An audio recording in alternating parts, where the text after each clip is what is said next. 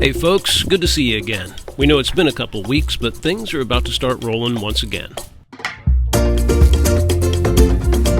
Bam! Look at that knot. What's on the agenda today, Captain? Drive around the dinghy and tie knots in the painter. Okay. Oh, you mean besides that? Yeah. We're gonna get groceries finally. From someplace other than Rams or Calls. And? Paint. I guess that's what we're really doing. You guys are interested in. Yeah, we're gonna start painting. I'm pretty excited about it. There's a hardware store right next to IGA, so I'll get some good quality indoor-outdoor porch paint type for everything but the actual bilge areas. Start brightening and beautifying.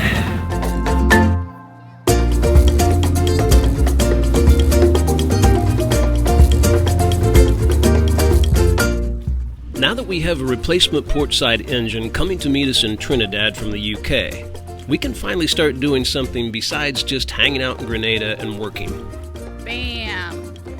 Ugh, the one thing about this life when we decide to do big trips, like go to the hardware store, and then it's like, okay, well, if we go to the hardware store, then we gotta go to the grocery store because it's right next door.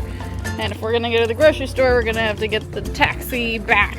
Make this a big day, whereas in normal life, it would just be like, oh, let me go pop down to the hardware store and get the paint real fast. Take 20 minutes. And this is gonna be an all-day affair. First, we gotta catch the bus. And one of the main things we can start doing is making sure we're ready for our trek down to Trinidad. And that includes getting stocked up on groceries.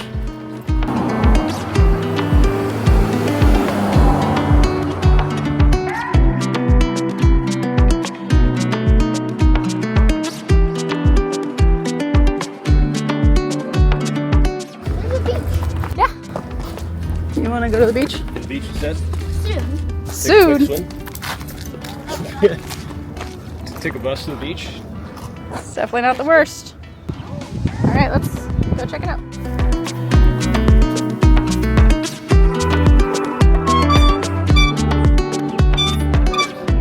And launch! I actually went airborne. All right, you swing. We'll look at the beach.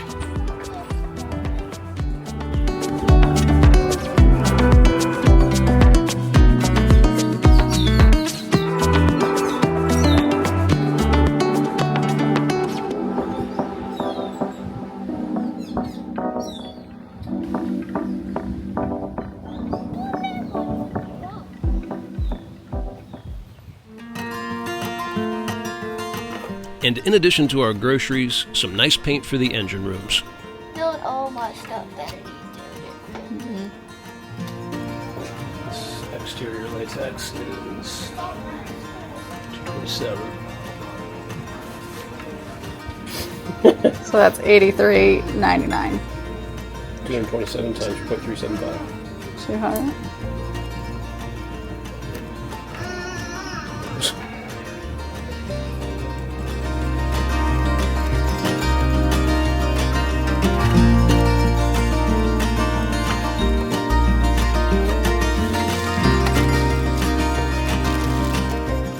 I'm back at it. I've taken a little divergence, of course, here. I got the starboard engine room very clean from the bulkhead back. And then everything forward to that, where the actual engine is, I still need to get down in there, scrub the hell out of that. Problem is, these engine rooms have one light in them, and it is an older LED sort of like spotlight kind of thing, and they've never been very helpful just because of where they're positioned. They don't really light up the whole space at all, and again, they're in kind of an awkward place, so they get blocked by yourself when you're trying to work on the engine or whatever. And I kind of thought I wanted to get everything cleaned up and then painted and then install these new lights that I bought. These are little surface mount LEDs, super simple, just another piece of the LED puzzle for an old boat like this that had none really on it. they're so inexpensive and easy to install, and they draw so little power that it really just makes the possibilities huge, because it takes almost no power to run them. So you can power them from cabling that was there for older, more powerful energy hog type lights, and you can just put 8 or 10 of these on the same one and still not be even close to the amp draw limit on that wire. So yeah, it'll mean I'm going to have a little more to paint around, but just being able to see what I'm doing is going to make it a whole lot better. Let's go install a few lights and see how much I didn't want to see before the lights were there. All right, one more time. That's what I'm talking about. Look at that. That's a huge difference right there. Yeah, you know. Are there some details it was nice to not be able to see? Maybe. But now I can fix those. Alright. You can leave it on though, actually. Okay. We'll bask in it for a little bit. It smells like paint. It does. I decided to go for some low-hanging fruit first to give myself a quick win. Yeah.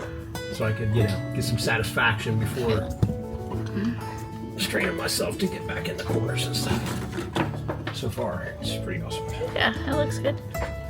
Okay, now I need to see you in action. Okay. That was not the action. Do you feel like Tom Sawyer? No, because I don't have anybody I can bribe into painting it for me by acting how fun it is. I think you could probably convince Rivers. I probably could. He'd be like, sweet. And then he'd paint 1 square foot and be like, You'd be like, this I'm out. Yeah. All right, well, my work for today is over, but I can't not show you guys my progress because it's got me pretty excited. I'm not ashamed to say.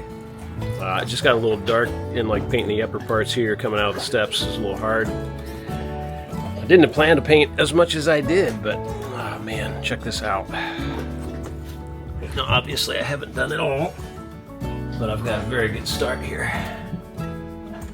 And it's crazy how much nicer it feels down there already. All the parts that are down there under the motor and even this sort of trough area here, that will all be actual bilge paint. The stuff that I'm using here is a semi-gloss porch paint, basically. It's gonna be a pretty damn nice engine room experience if I do say so myself.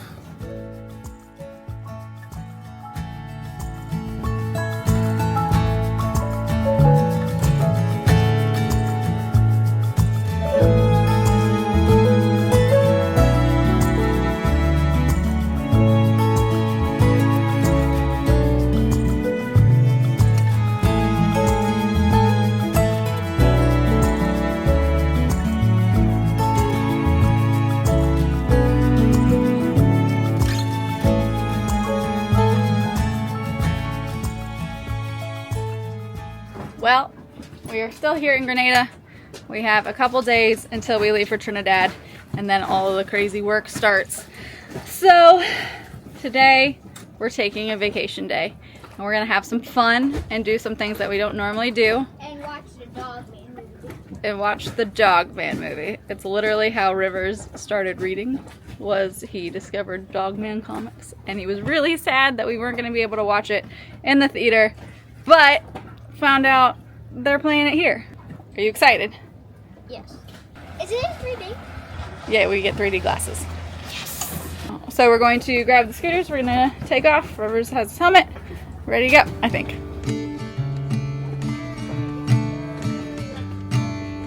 Everybody's got shoes on. Real shoes. Looking like real people today. Rare.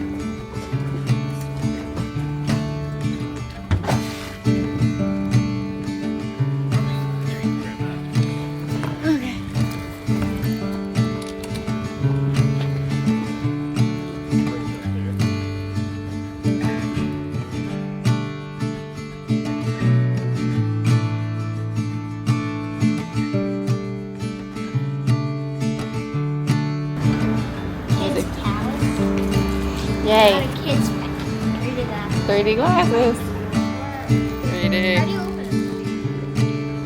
Here we go. What you think? It's definitely not like the Ohio one we just went to. Where do you want to sit? Outside a little bit.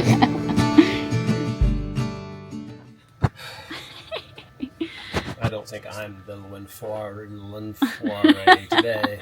We're so good at Okay, French. there's a few candidates to be the Lenfoire. Yeah. How many times can I say Lenfoire before it like triggers some like French? Yeah, we're banned in France now. What emails did we just get? Should we do some background? Let's do some background. Okay, so we're leaving tomorrow. Leaving tomorrow. The thought was we were leaving tomorrow. But we just got an email from, was it Trinidad? I'll be 100% honest. I don't know who I'm talking to. Like, one of the people is a consulting agency that helps you clear large items through customs. And they were referred to us by the boatyard. So I contacted them about the engine showing up in Trinidad. And they also have a guy who's the guy who actually deals with the port itself. So there's like a couple people on the emails. But I got an email, and I'm getting the emails between them. They're not necessarily to me, but they're coordinating between each other. And one of them, he had mentioned to her that it hadn't shipped yet based on the number of the shipments, because they know like what boat it's coming on and everything. And so I sort of like piped in. I'm like, hey guys, this was supposed to show up according to the shipper on the 5th of February. That was an ETA. Can you tell me what the ETA would be if this has not actually shipped yet? Because he said it was supposed to ship on February 5th now, which is in just a few days. And we were assuming it would be there on Right. the 5th. And so I'm emailing them like, hey, you know, this is not their fault in any way, obviously. But I'm thankful that I was in the loop, because I said, do you know when it should show up? Because the whole reason we're hauling out, biggest reason, is for this motor. And if it's not there, we don't want to be sitting around the boatyard waiting on it. And he emailed back and said, 2/17 is the ETA for it to show up. So That's 2 weeks. that's 2 weeks. And so we wait. I don't know. We're just so tired of sitting here waiting. I mean, this is the primary reason we've not gone anywhere, is waiting for this motor to show up. And now it's 2 weeks later than we thought. We thought we had it. We're like, it's coming!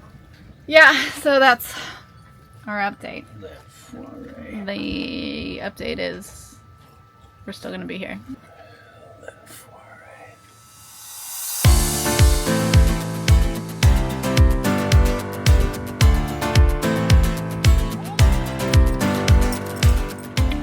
All right, it is starting. We are giving Zeke to the dog sitter that we left him with when we went to Ohio. It's a pain in the butt to get dogs into Trinidad and Tobago, and since we are going to only be in the boatyard anyway, we figured it was easier and more humane, really, to leave Zeke here and let him have kind of free reign of Grenada. It means we'll have to obviously stop back here and pick him up after we're done, but that was always our plan anyway. It's Friday. We're looking at leaving on Sunday, and so we've got movement happening, which after 6 months of non-movement is really exciting and kind of surreal. So, woohoo! And it's a lovely day. Look at all this. It's sprinkling. We got 30 minutes, so we're gonna take a walk. Go see the sights. Our normal walk from here. Our neighborhood walk. Over there under the trees. We'll be all right. Yeah. Yeah, this isn't too bad. We can play stick over there, right?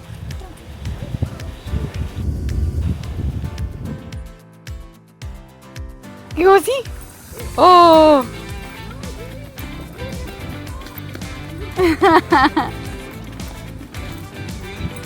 Yeah.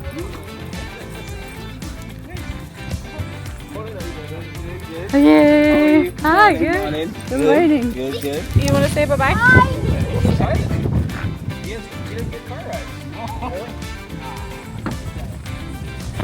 Aw.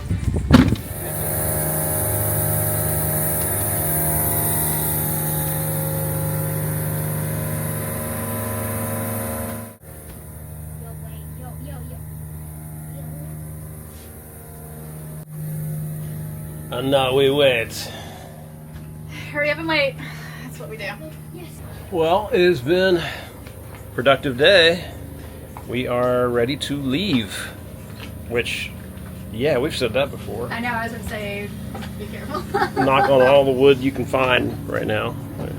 Yeah, we're headed to Trinidad. Tomorrow, really tonight. We're going to leave at about 3 o'clock in the morning with the hopes of getting there middle to late afternoon.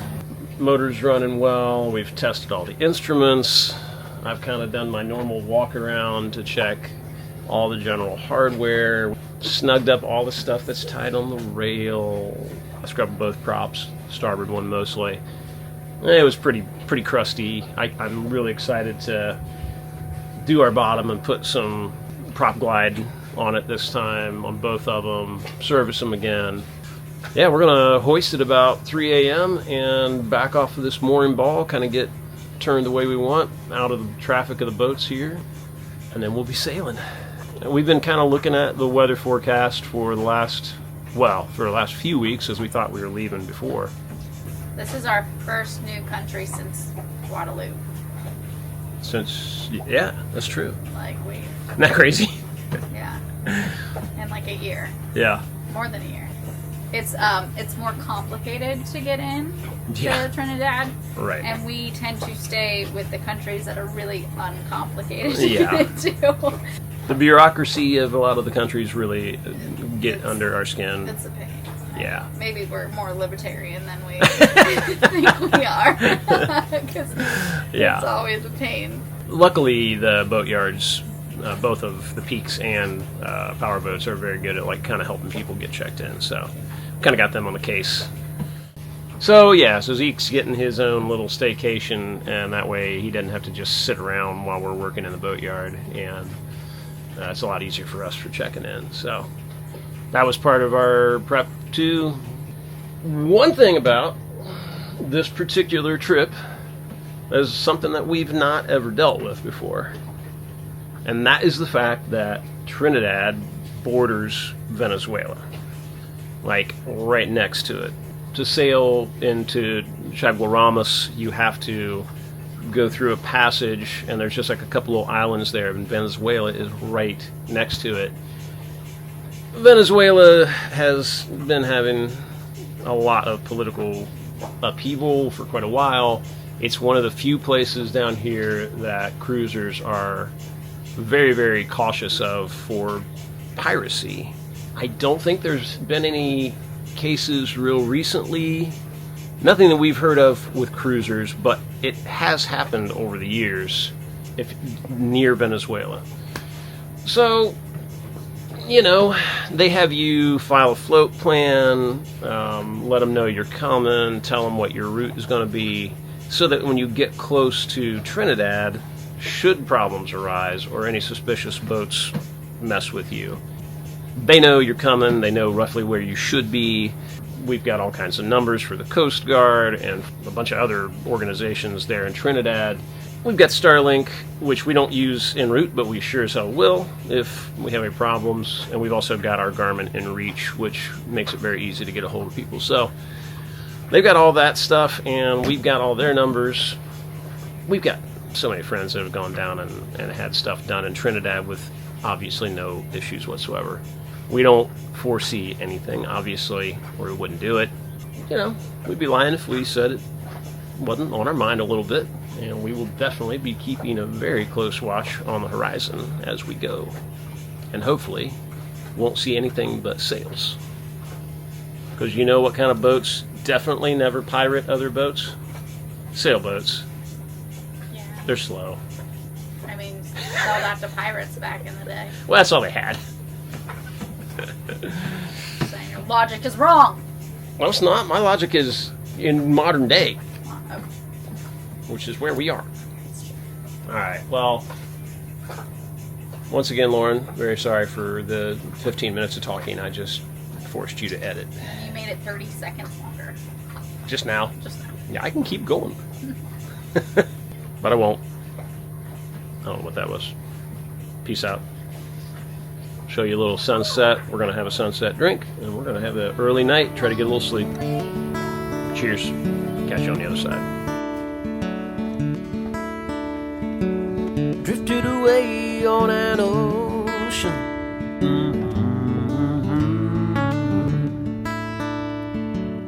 The wind, the waves, and the motion. To Trinidad.